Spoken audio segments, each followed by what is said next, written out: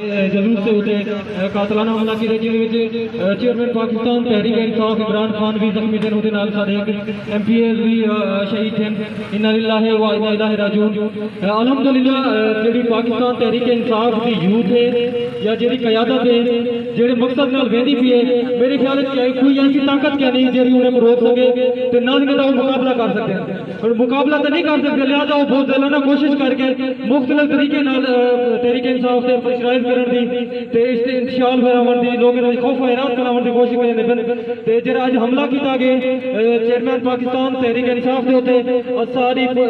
मुरगई दी UC दी youth पुरजोर मजम्मत कर दी है ते इंपोर्टेड हुकूमत को